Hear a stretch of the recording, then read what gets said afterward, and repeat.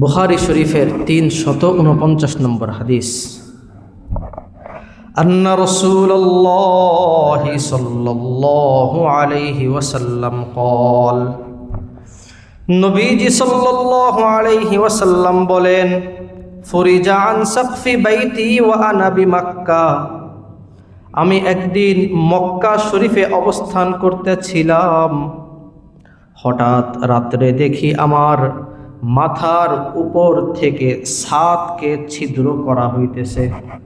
নবীজি বলেন, ফানাজালা জিবরিল, ওই ছাদ ফাঁকা করে সেইখান দিয়ে জিবরিল আমিন আমার ঘরে প্রবেশ করতেছে। ফাফরাজা সদরি, জিবরিল আমিন ঘরের মধ্যে প্রবেশ করলেন। ঘরের মধ্যে প্রবেশ করে নবীজি বলেন, আমার বুকটাকে ফিরে ফেললেন, আমার বক্ষটাকে বিদীর্ণ করে ফেললেন।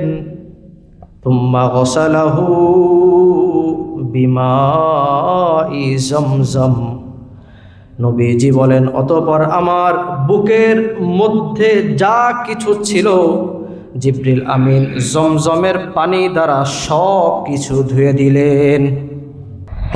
ثم جاء بطست من ذهب ممتلئ حكمة وإيمانا, নবীজি বলেন, অতঃপর জিবরিল আমিন স্বর্ণের একটা পাত্র নিয়ে আসলেন। পাত্রটা ঈমান এবং হিকমত দ্বারা পরিপূর্ণ ছিল।